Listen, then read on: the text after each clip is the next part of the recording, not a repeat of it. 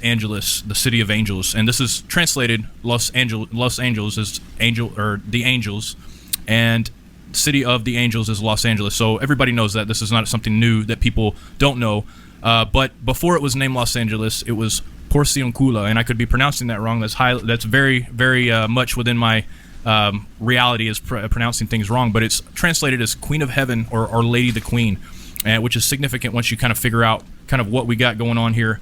And what we're going to be talking about kind of further into this thing. And this picture you see here is a representation of the Queen of Heaven.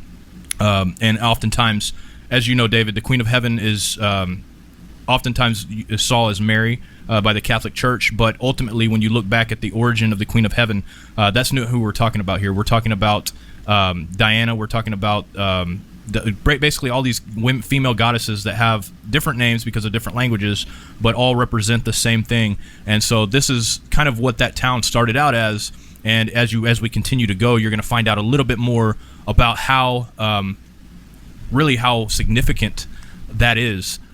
This town of Los Angeles was founded by H.J. Whitley, which he is considered the father of Hollywood, and he was a real estate developer.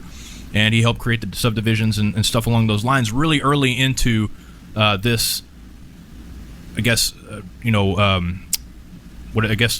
can't think of the word I'm looking for. Early into this development of this land, film producers started coming to Los Angeles. He met with several film producers, and there's a historic document about them meeting. But the film producers were getting sued in other parts of the world, in other parts of the country. Most of these film producers you guys have heard about, like Warner, the people that do Paramount, the people that do all these other companies that are just the ones still doing the presentations, Nestor, etc. And they were getting lawsuits all over the country, and it was cheaper for them to go to L.A. and be able to pay the judges to basically do whatever they wanted to do. And LA kind of became a hub for rich people that were getting in trouble in other parts of the country that could come there and pay their way out of anything they wanted to do. It was a hub for prostitution. It was a hub for drugs because Mexico was right across the border there, and it still is a hub for drugs. Also, if these people got in a pinch, they could easily hop the border into Mexico. And all these are documented things about LA and the origins. And of course, when we had the gold rush, the elites of the country took a major interest in California because it had a lot of gold, and they had their own military at the time. They weren't even instituted into the country of into a state of the United States for a long time, and there's a lot of speculation. But I think honestly, if you look at it, there's a lot of evidence and proof that the people that helped found this Los Angeles were communists, and which Warner is a communist as well. And if you look up Warner, you'll see that that's not his actual real name. He is a Jewish man, but his name is a little bit different. But he's also a known communist.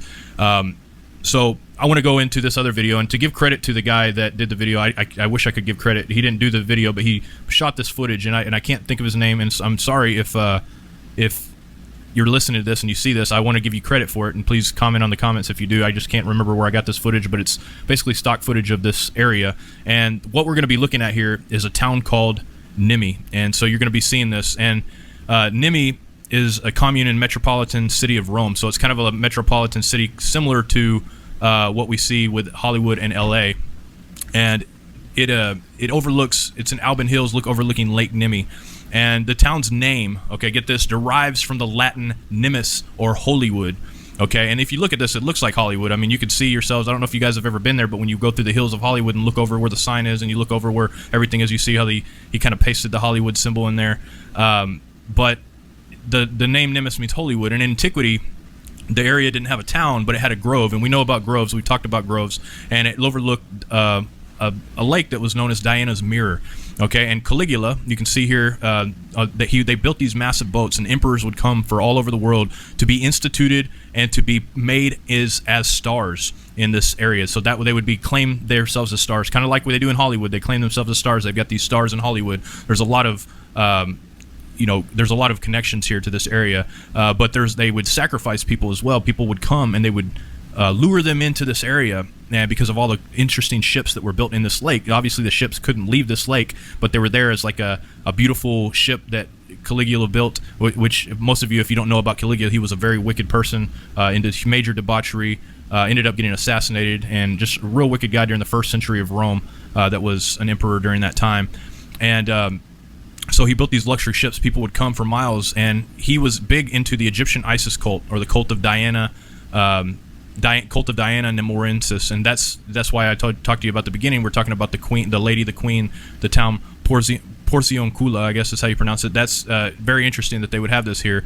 And so there was temples to Diana all over the place in this place. And if we continue down the video, I don't know if he's gotten to that point yet, but there you'll see he walks down through this area, and he'll show you where people were actually sacrificed in this spot. And then you're just going to see more symbols that we have on here. This is the IXXI, which is 9/11, Roman numerals for 9/11, the gate of Apollo, which is interesting. You find these on these coins, and this is a big deal. 9/11 is a huge thing, as far as we can tell here in America. But you see this temple of Diana. So according to some historians, they would, I guess, all the emperors would set sail, and when they made themselves as stars, this was an interesting thing, because this also goes back to Druidism and Celts, where they would do kind of a similar thing. They would go to this mountain, and they would be worshipped as gods from that point on. So there's parallels there with all this stuff. And so to kind of move on from this, I'm gonna in Paul was dealing with this cult of Diana in Acts 19, and so much so that I guess the worshippers of Diana were very upset about it, and Demetrius, who was a silversmith, he begged them to stop because he was losing money.